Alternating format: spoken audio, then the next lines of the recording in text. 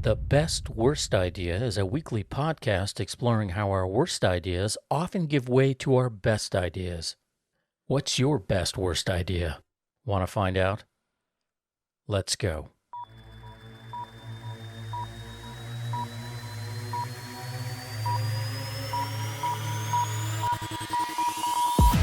You're so ugly you could be a modern art masterpiece.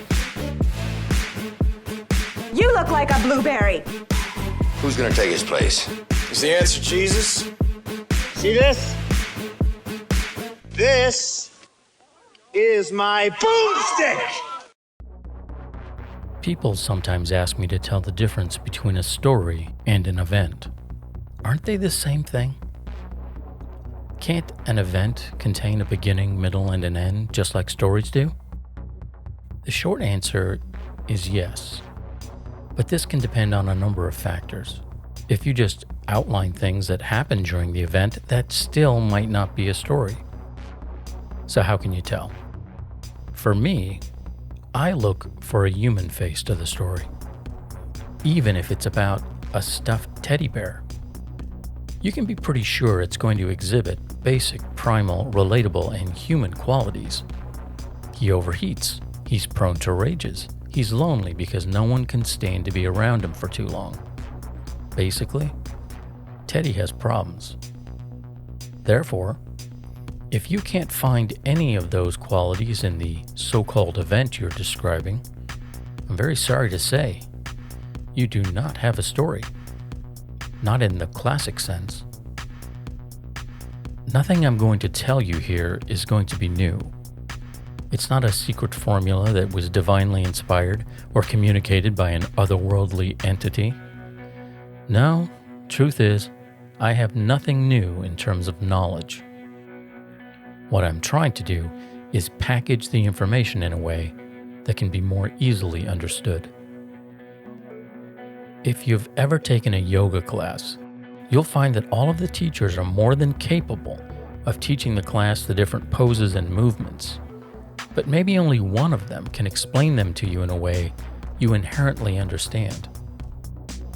When one teacher tries to tell you how to move deeper into a pose, it may sound like a foreign language, while others can say very few words and you know exactly what they're talking about.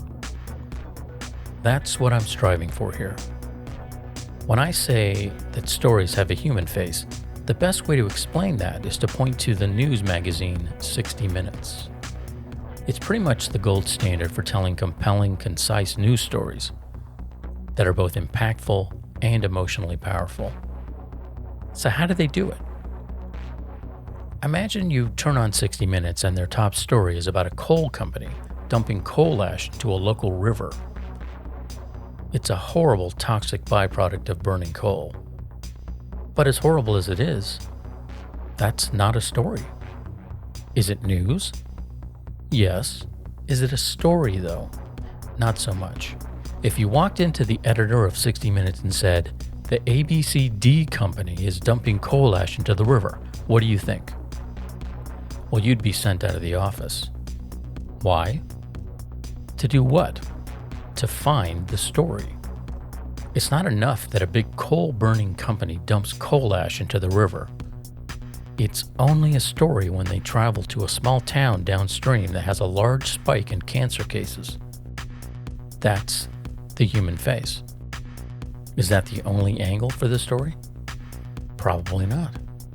You might find out that the company is dumping toxic waste, but it only becomes a story when a whistleblower from inside the company decides to sit down and talk about the human toll the company's behavior is taking.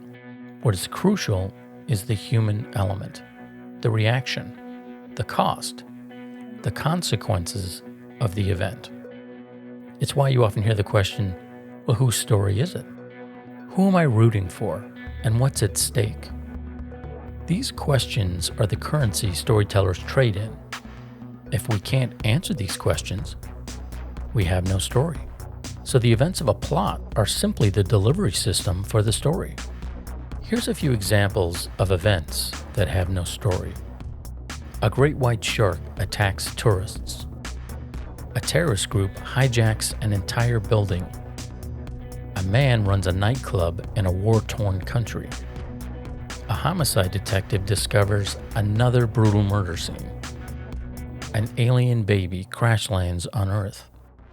All of these examples describe an event in some of the most successful stories of all time. But in and of themselves, they are not stories. So what's missing? You guessed it, the human face. A great white shark attacks tourists, and a newly appointed sheriff who's afraid of the water must shut down the beaches on the 4th of July, the biggest weekend of the year, and get on a boat to find and kill the beast before it kills anyone else. Jaws. A terrorist group hijacks an entire building on the same day a New York City cop arrives at the building to try and work things out with his estranged wife. To win her back, he must save her and thwart the terrorists. Die Hard. A man runs a nightclub in a war-torn country when the long-lost love of his life walks in, seeking his help to get her husband out of the country before the Nazis find him. So he must look past his own heartbreak to do the right thing. Casablanca. A grizzled homicide detective who is burned out and ready to retire discovers a brutal murder scene that is actually connected to a string of serial slayings. So he must put off his retirement in hopes he can save his young replacement the same burned out fate as him. 7. An alien baby crash lands on Earth in the American heartland and is found by a childless couple who decide to raise him as their own, despite the fact that he is not like other children and has strength and powers well beyond that of everyday humans. Superman. Each and every one of those examples, and 1,000 more besides, are stories because the events act upon the main character in such a way that it reveals their human failings and point to something that they must overcome. So if you're thinking about creating a story, or you're wondering if you actually have a story, look for the human face. Find out who your story is about, what their problem is, and what's at stake for them. These are all of the things writers do when they begin to form a story.